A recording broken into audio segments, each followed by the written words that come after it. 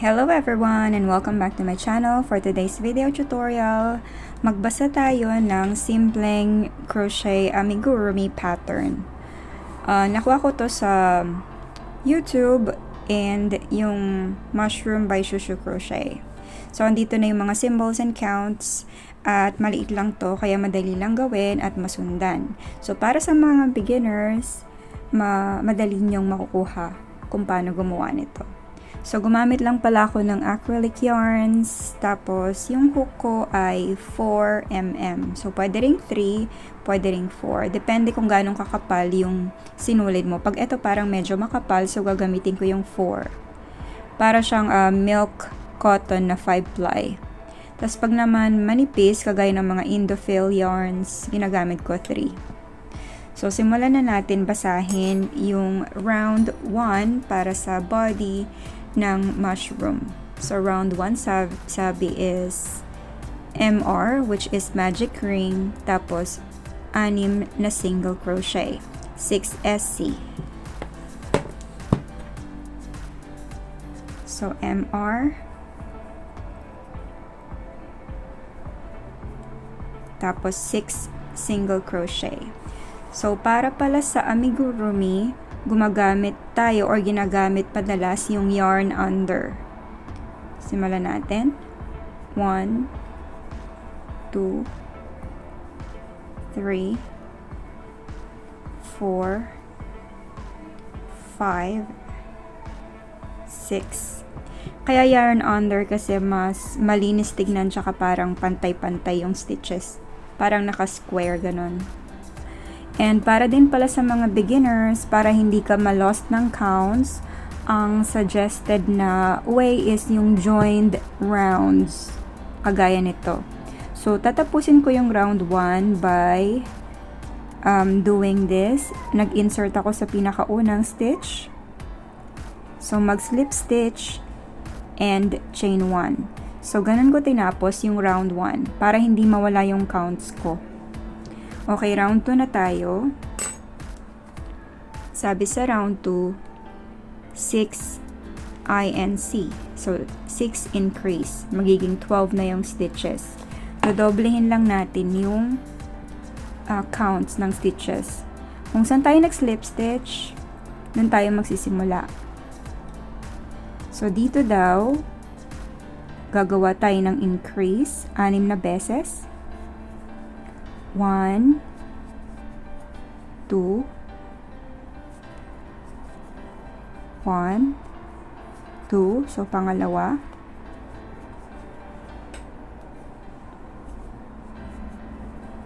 1, 2, pangatlo, another increase, pang-apat,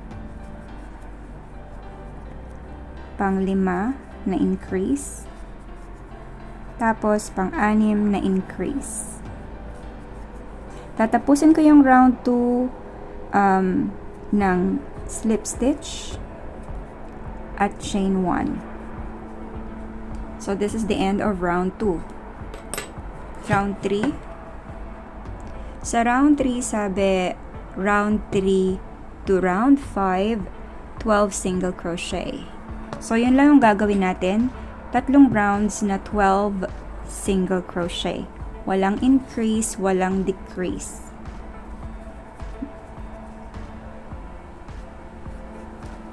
One, 2, 3, 4, 5, 6, 7, 8, 9, 10, 11, 12, slip stitch, chain 1, another one, 1, 2, 3, 4, 5, 6, 7, 8, 9, 10, 11, 12. So, ito yung pangalawa. kailangan natin 3 rounds ng 12 single crochets. Isa na lang. 1, 2, 3, 4, 5, 6, 7, 8, 9, 10, 11, 12. So, ito na yung last. Natapos na natin hanggang round 5. Ganito yung pag-counts ng round. So, ito, round 1, round 2, round 3, round 4, and round 5. So, ang next round na natin to follow is round 6. Yung round 6, sabi, FLO, ibig sabihin, front loop only, 12 increase. So, yung 12 stitches natin, dodoblehin natin, kaya makakaroon ng 24 stitches. Tapos, yung front loop only, ito yun. Kung ano yung malapit sa'yo, yun yung front loop. Ito. Front loop. Tapos yung nasa likod, tawag dyan back loop or BLO. Back loop only. Ito, front loop only. So, front loop only ang gagamitin natin. Magi-increase tayo sa bawat front loop. So, lahat yun increase. Ayan siya. Dalawang stitches or single crochet sa mga front loops. So, continue hanggang matapos yung 12 stitches increase.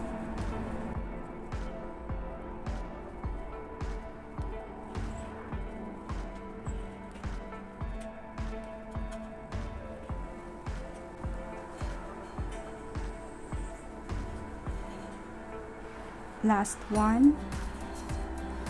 So now meron na tayong total of 24 stitches. And then sa pinakaunang stitch, dun tayo mag-slip stitch. Tapos chain 1.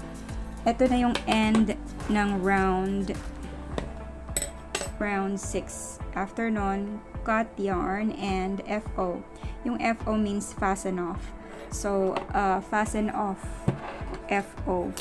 Pwede na nating putulin and fasten off yung yarn. Ibig sabihin, itago or i-hide mo na.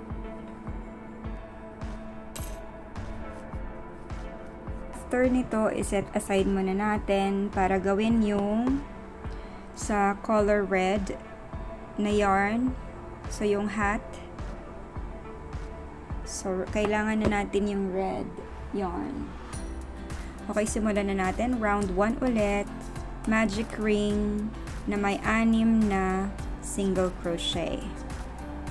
MR6SC.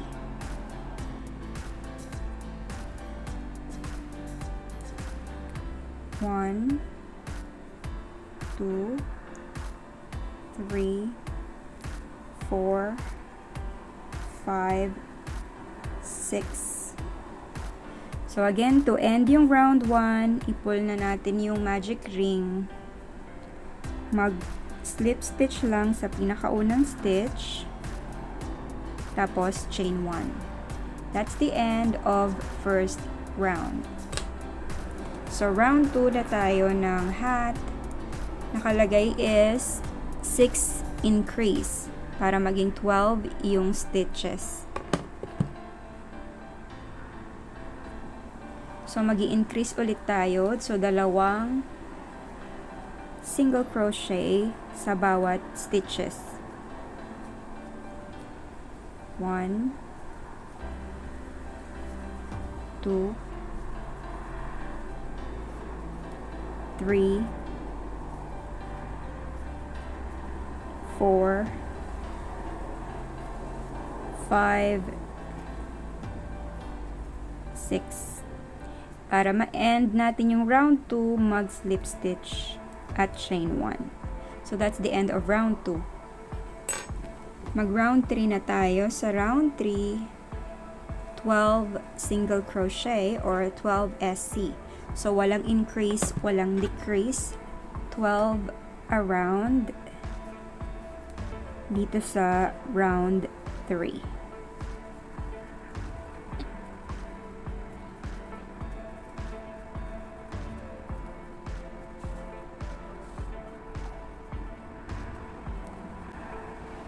end this round, mag-slip stitch ulit sa pinakaunang stitch and chain 1. So, ito na yung end of round 3. Sa round 4 na tayo. Sabi dito ay, ayan may ano siya, may column. So, ibig sabihin, single crochet at increase ng 6 na beses. So, single crochet, increase ng 6 na beses para magkaroon ka ng 18 counts of stitches. So, ganito yun. Single crochet muna. Tapos, increase. So, next stitch ulit. Single crochet lang. Susunod na stitch, increase. So, uulitin lang natin siya hanggang 6 na beses. So, 1, 2, 3,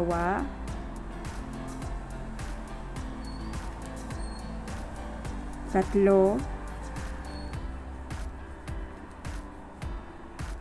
5,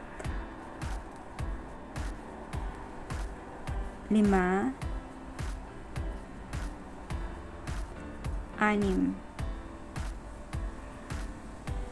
So, ito na yon yung sa round 4 na SC increase na 6 na beses. To end this round, again, dito sa pinakaunang stitch, slip stitch at chain 1. Okay, so dito na tayo sa round 5.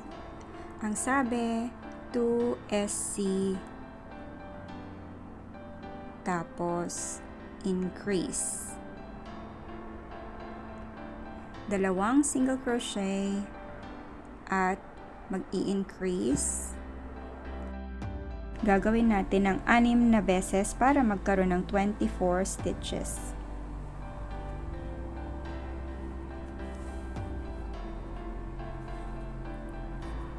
Single crochet,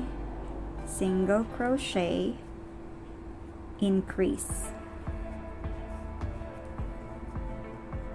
Single crochet, increase. Single crochet, increase. So, pangatlo na to, 3 na lang.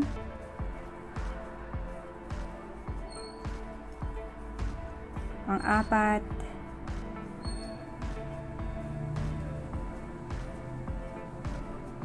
pang-5, tapos pang-6. So, dito meron na tayong total of 24 stitches. To end yung round, sa pinakaunang stitch, slip stitch, tapos chain 1. Okay, so sabi dito, attach the body together with this round. So, sa susunod na round, i-attach natin kasama na yung body. So, pagtatapatin natin. And then, sa round 6, 24 single crochet. Kasama na yung katawan. So, let's begin. Ganito, una, nag-chain 1 tayo, diba? Insert dito sa pinakaunang stitch.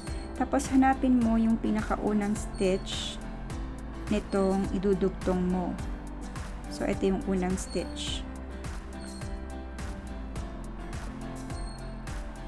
Okay, so 24 single crochets kasama yung body. 1,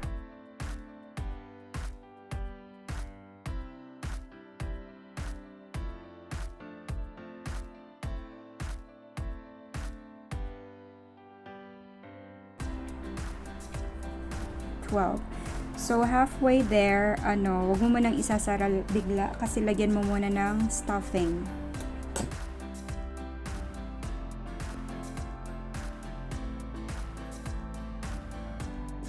Continue lang natin yung 24 single crochets around kasama yung body.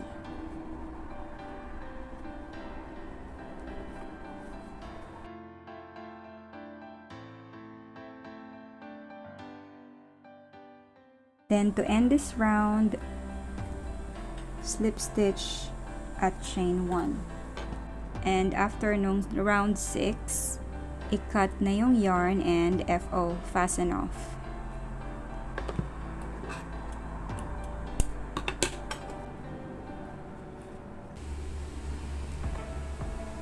Then after ng round 6, ilalagay na lang natin yung iba pang details ng mushroom. Lagyan natin ng mata, tsaka yung color white sa hat, at tsaka lagyan mo na din ng pink blush. Ayan yung pink blush. So sa mata, sabi dito yung mata is nasa round 4.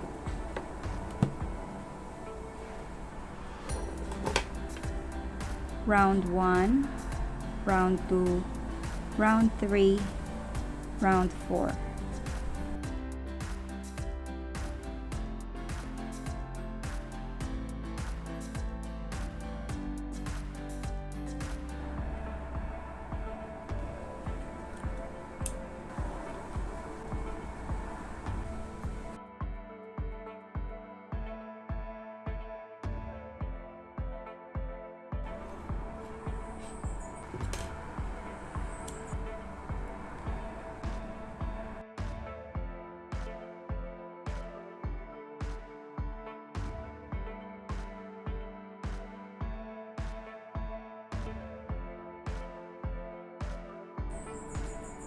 Tapos lagyan na natin ito para maging keychains.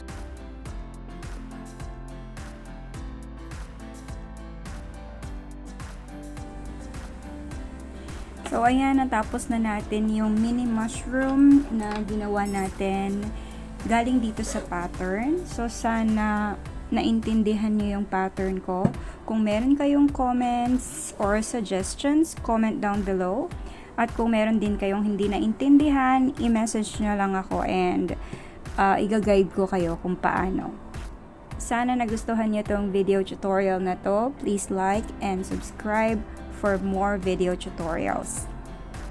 Thank you for watching!